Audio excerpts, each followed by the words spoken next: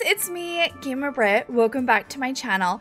Okay, so for today's build challenge, I decided I wanted to do the 2x2 challenge. I've seen a lot of other people either on the gallery or on YouTube themselves give it a shot, and so I thought like I could do the same thing too, so why not? So here we are just building it. I know the bed does hang off a little bit, but I go in and I fix it later, I promise. Oh my gosh, was the bed so hard. I had so many trials and errors before I started recording on which bed was going to fit and which toilet and which mini fridge and all of that. So it looks great now, but it took me like a stupid long amount of time to try and figure out what was gonna fit best. And then I wanted to have a door because it was so small. I wanted to have a door that was going to be able to give us as much light possible, but without having such a big window. So I kind of went through the windows like a crazy amount of time to try and figure out which one I liked the best, what style I was going for, because even before starting this build, I wasn't entirely sure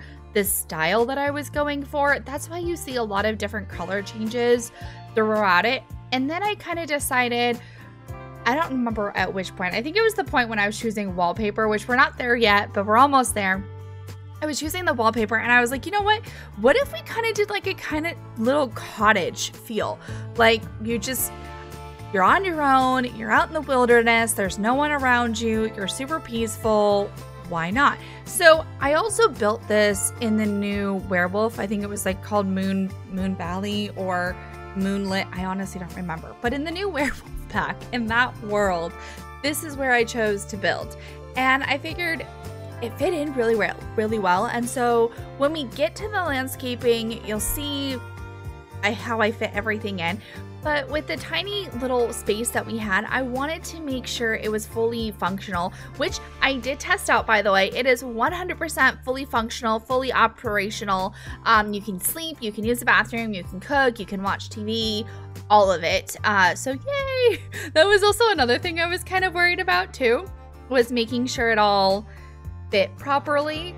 But I also wanted to make it feel like homey without feeling claustrophobic, but also make it feel homey. And I wish now I would have changed out the books and put like an actual book set so we could actually read and, you know, all of that. So my bad. But I was going through decorations and I was like, ooh, a set of books. That would be kind of nice. Not realizing I should have gone and gotten an actual set of books. But oh well, but I really still am happy with the way this turned out. Although sitting here now looking at it, I realize half the entertainment center is inside the microwave. But I didn't notice that until literally just now, and now it's gonna bother me. Anyways, moving on, because there's nothing we can do. That was just my hope for this space. It was just to make it feel homey, but not so claustrophobic kind of feel.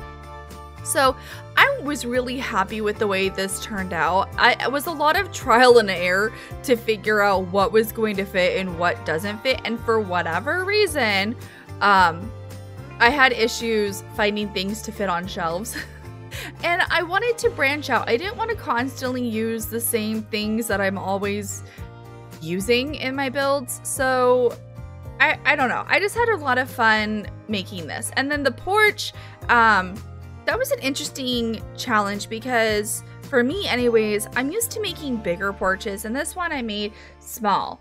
And I had to keep the planter box there because it hides the shelf. So it was like, what can I fit on the patio underneath that's not going to be too weird? I wanted to put a chair, but I was like, hey, I can't fit a chair there. So I ended up putting some plants, which I'm really happy with the way that it turned out. It was a lot of, like I said, a lot of trial and error. And I know you can't see it here, but it was, and I regret nothing. It turned out really well.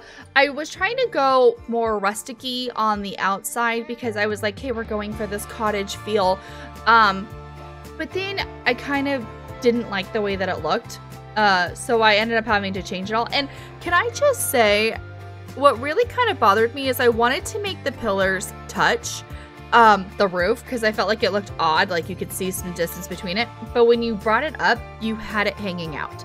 And I was like, okay, no, can't do that. So I moved on. We ended up changing out the pillars completely, changing out the fence completely. And, you know, I feel like it just looked a lot better. Now though, looking back, I kind of wish I didn't do the railings. I wish I would have kept it open. And now I also realize a few other little things, but I kind of wish I would have kept it open and not have the railings on the stairs, because I feel like maybe it makes it look too small. But I still think it looks really good. I'm still happy with the way it turned out. I tried to match the wood as best as possible. Unfortunately, I had a hard time doing that. I have no idea why, but I did. But, you know, it's The Sims, so not everything is gonna match. I've just had to learn to deal with it. But yeah, you know, like I said, I'm happy. And then I figured because we didn't have a lot of inside space, I wanted to make outside comfortable. I wanted it to be a place that we could, you know, spend our time. And we live in the country, so who doesn't like eating outdoors and grilling and gardening? And so I really tried my best to make this space useful, not necessarily useless. So that was my idea with the creation of putting the backyard together. We ended up going with some cute decoration. I used debug items to cover the bed and kind of, you know, make it not so suspicious. Don't be suspicious. Don't be suspicious. So that was fun. I don't know what was going on with my computer. I wanted to put these lamps on the fence so that way we had lighting in the backyard. But anytime I pressed 9 on my computer, it kept shifting to a point and it was driving me absolutely nuts. So I apologize for the constant back and forth, because I had to deal with the constant back and forth and I was getting frustrated and annoyed with it. So I can only imagine how you guys feel. But yeah, overall, I'm really happy with the way this turned out. I'm really happy with the backyard and the space that I created. I still have a hard time decorating with plants and trees and filling in the spaces, but I feel like in this video, I did a really good job of that. I really did a good job of using all the space that I had without making it seem too cluttered and too overwhelming. One thing that I did have fun finding, and you'll find it later on down the road, was the pond. We didn't have enough money to fill it with sharks or with piranhas. That will be up to the Sim's discretion if that's what she chooses or he chooses to do. But I did have fun placing it. I did have fun putting all the trees around it.